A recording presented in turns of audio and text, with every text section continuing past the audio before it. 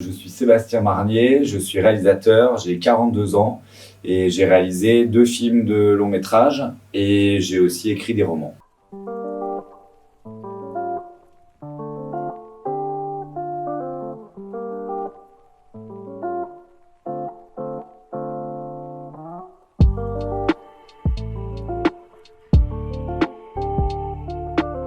J'ai toujours été du côté du genre depuis que je suis petit et j'ai toujours trouvé que c'était une place où je me sentais à l'aise et justement à ma place en faisant ce petit pas de côté, de regarder le monde en le déréalisant un peu en fait, quoi, en faisant un objet sûrement un peu bizarre, à la fois pictural et qui donne des sensations en fait, plus que de donner un espèce de discours très ou moralisateur ou politique de manière trop évidente en fait.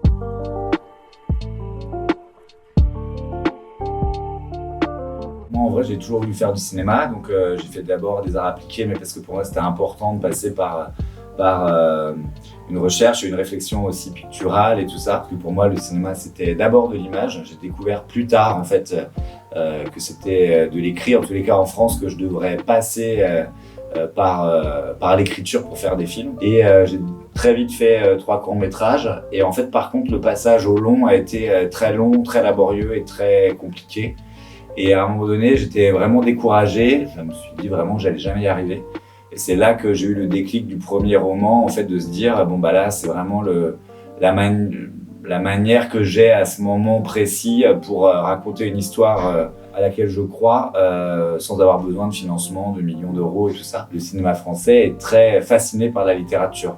Donc plus que tout ce que j'avais pu faire avant, c'est les romans, bien que ce sont 2 médias absolument différents qui n'ont rien à voir, mais qui ont rassuré en fait les investisseurs. Ma manière, moi, d'aborder la littérature, en fait, elle se faisait par l'image. J'envisageais les romans exactement comme j'écris en fait les scénarios, c'est-à-dire en images et en son. Sauf que là, il n'y a pas de finalité en fait à l'adaptation finalement, quoi.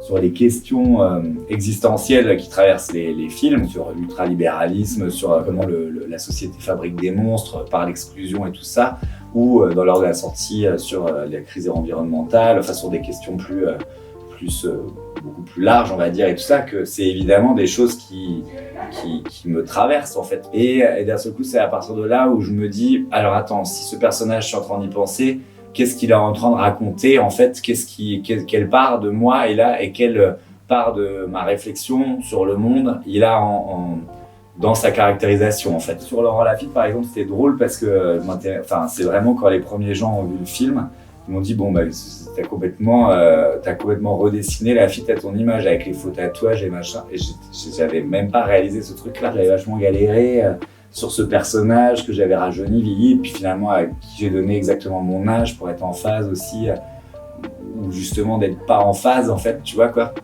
Et après sur les personnages secondaires et notamment sur les gamins, je sais que dans chaque... Ils arrivent quand même, parce que c'est des plus petits rôles, mais ils arrivent quand même, je crois, à avoir une certaine caractérisation dans le film.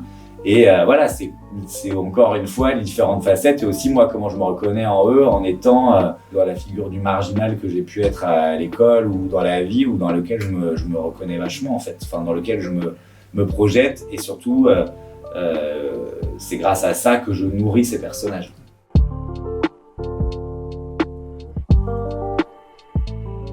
Les chorales, c'est vrai que ça a dû être... de toute façon, je l'ai écrit dans le scénar, c'est pas du tout dans le bouquin. Mais c'était une raison complètement conne au départ, c'est-à-dire qu'il n'y avait pas du tout ça dans le livre, mais j'avais quand même envie que dans ce collège où tout le monde est dingue quand même et rien n'est très positif en fait, quoi, qu'il y ait une prof de musique qui enseigne quand même quelque chose d'artistique, et que c'était grâce à cette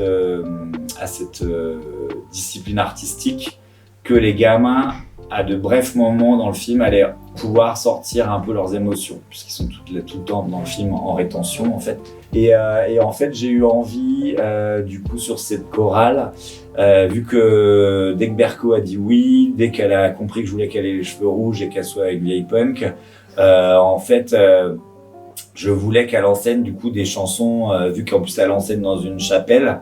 J'avais très envie de jouer en fait ce contraste avec des chansons de rock and roll, en fait, de chansons contestataires et qui plus est interprétées et écrites par des femmes. Et Patti Smith nous a dit oui assez vite, et c'était stupide, mais il y avait deux choses, c'est-à-dire que les chorales d'enfants sont toujours des trucs qui m'ont absolument fasciné, qui m'ont toujours foutu les boules, mais vraiment hyper fort. Et en fait, au départ, ça vient, on fait toujours des trucs aussi contre quelque chose aussi, quoi. Donc c'était vraiment contre les choristes, on n'allait surtout pas faire les choristes, en fait, quoi. Et puis j'avais aussi envie, dans une moindre mesure, hein, soyons tout à fait raisonnable et tout ça, mais de faire un peu mon The Wall à moi en termes de zik avec ce groupe de gamins qui allaient chanter un truc comme ça, un peu, on va tout vous défoncer, quoi.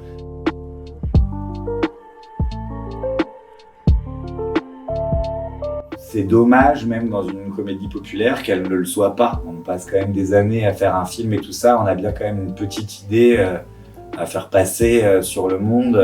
Quand je dis ça, ça veut dire qu'il faut accepter aussi du coup des comédies populaires qui ont un discours dégueulasse, mais bon, du coup ça va de pair, quoi. Mais quand j'ai commencé à faire la réadaptation, en fait, c'est vrai que la prise de conscience écolo et tout ça, elle était très balbutiante, hein. C'était pas du tout encore comme c'est le cas aujourd'hui.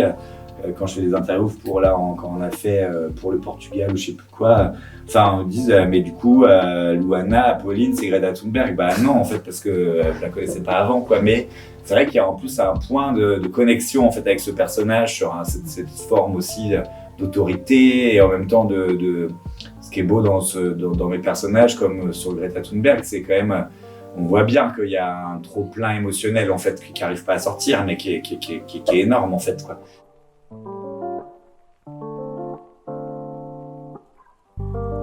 Moi, j'aimais bien ce que ça racontait sur ce personnage. On en a tout de suite parlé avec la fille parce que pour moi, c'était important.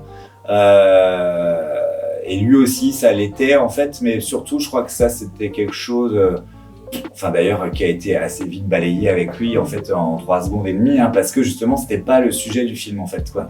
C'était quelque chose qui fait partie du personnage, qui n'est pas un secret lourd à porter, qui n'est pas un synonyme de révélation, qui est juste quelque chose qu'on apprend comme ça au détour d'une discussion un peu anodine en fait, quoi, dans un bar.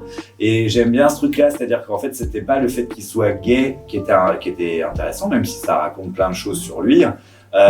Mais sur le côté en fait où en fait on apprend au milieu du film en fait quelle est sa préférence sexuelle, et donc on réalise aussi que c'est quelqu'un dont on ne sait pas grand chose en fait, et qui se même si évidemment il y a quelques indices qui sont semés au début du film sur la relation qu'il a avec son meilleur ami slash voisin Thomas Simeka, quoi. Oui, en tous les cas, moi je pense que de toute façon le combat de la visibilité, en tous les cas des personnes LGBT et tout, en fait elle sera réglée, elle sera gagnée quand ça ne sera plus un sujet en soi. Donc ouais, moi ça je trouvais que c'était important.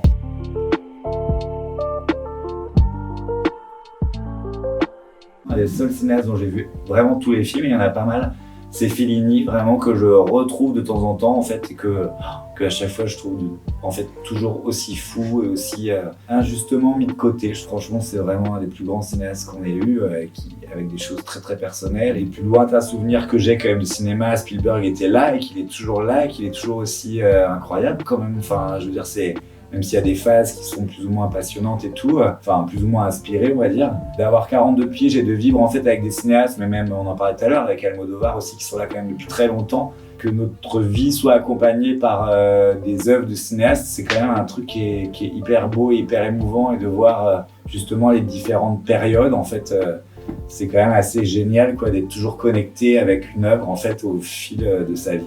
Et d'ailleurs, de plus en plus, sûrement parce qu'ils vieillissent, mais aussi sûrement parce que le monde aujourd'hui est quand même assez dur, comment ils sont pessimistes aussi. Mais cette connexion, en fait, voilà, je crois que c'est un truc qu'il ne faut jamais perdre.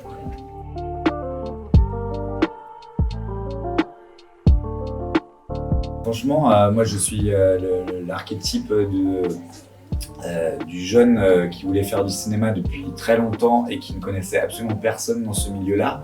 Je viens du 93 et des 4000, d'un milieu plutôt pas hyper riche, et en fait du coup c'est quand même possible, donc ça c'est assez excitant. Après c'est vrai que dans mon parcours qui a peut-être été plus chaotique que si j'avais fait la Fémis, ou voilà, plus il a été aussi très romanesque, il a été super chouette, même si c'était dur par moments, quoi, mais puis ça l'est toujours, hein. En fait, le truc qu'il faut jamais oublier, c'est quand même, moi, ce premier déclencheur, c'est ce que je disais tout à l'heure aussi, c'était